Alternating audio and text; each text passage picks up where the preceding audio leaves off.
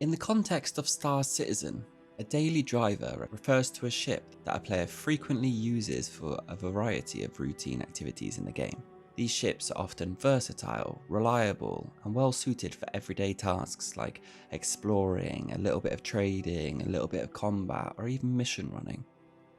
A daily driver typically strikes a balance between utility, performance, and cost efficiency, making it a go-to option for players when they need a ship that can handle multiple roles without needing to switch constantly between specialised ships. In today's video, I'm going to go over my top picks for daily drivers, whether you're just starting out or whether you've played the game for a while. Now, it only makes sense to start with my starter ship, the Avenger Titan. Now, for any new player coming to Starcitizen, I really do recommend spending that tiny little bit extra to get the Avenger Titan if it's something you can afford. This ship is an absolute cost-effective workhorse. It's probably one of the best all-rounders for any new or experienced pilot. The Titan gives you a little bit of everything. Decent firepower, it's got a little bit of cargo capacity, and it's got solid maneuverability. Whether I'm running small cargo hauls, doing some delivery missions, doing my bounty missions, or even just exploring the verse and taking out a few bunkers, this ship can handle it all. It's also affordable, which makes it a great first choice for players just starting out.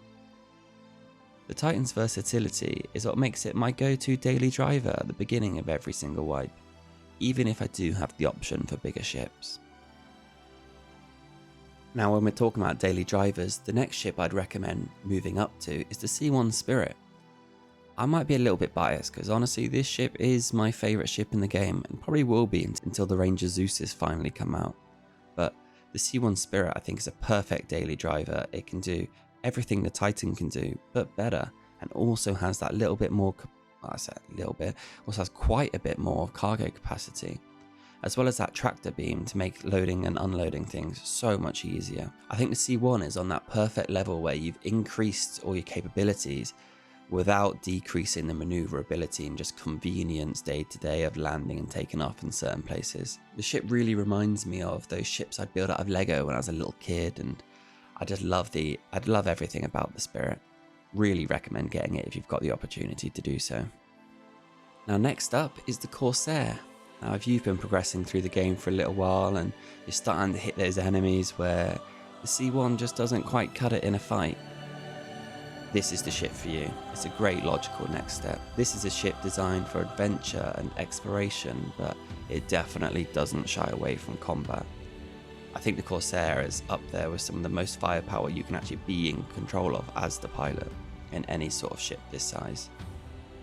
The Corsair stands out with its long-range capabilities and firepower, making it perfect for deep space expeditions or when I just want to explore the far reaches of the verse and I don't want to keep having to go back to a city to refresh my supplies.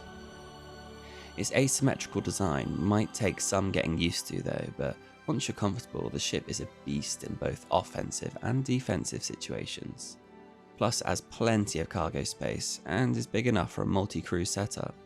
It's great for longer hauls or teaming up with friends for the evening just to mess around. The Corsair is my go-to when I want something with a little bit more firepower for a little bit of a spicier evening of gameplay, while still having that versatile flexibility of a daily driver. Now next, a bit of a funky one, but let's talk about the 600i.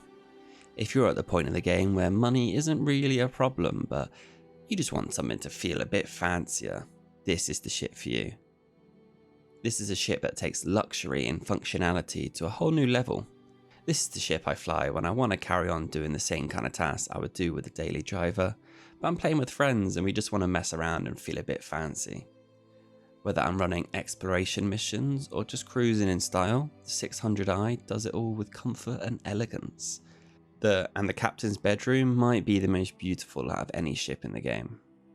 It's got great scanning and exploration features too, which may not be so useful just yet, but in the future I think this ship's actually going to be legitimately useful. So it's perfect for those who want to take those deep space journeys later on when we've got multiple star systems. And on top of all this, it does have enough firepower to handle itself in combat. The spacious interior is also a bonus, especially if you're bringing along a lot of friends or if you just want to admire the scenery on those long quantum travel jumps. The 600R is a fantastic daily driver when I'm looking for a balance of class, capability and versatility. Now, of course, this video might just become entirely irrelevant when the Zeus finally drops. From what we've seen so far, the Zeus sounds like it's going to be the ultimate daily driver for me in Starcitizen. It's literally a C1, but better in every single way. Better guns, more cargo space, it looks cooler. It promises to have that perfect blend of versatility, style and performance. Basically everything I love about current ships rolled into one. Whether you're just looking forward to that sleek arrowhead design, the combat efficiency or even the cargo capacity, the Zeus seems poised to check every single box for me. It could very well replace all of these daily driver ships in my lineup once it's out, because it looks like the ideal ship from everything from exploring, to taking on missions, to just hunting down players. If it lives up to the hype, it might be the perfect all-in-one ship for everyday use, and honestly, other than the C1, it's the first ship that's tempted me to increase my pledge maybe when the game first comes out. Up until now, the only actual real money I've spent is on the Avenger Titan. Everything else I've purchased in game, but when the game goes full release, it would be nice to start with a Zeus, wouldn't it? But that's all for today.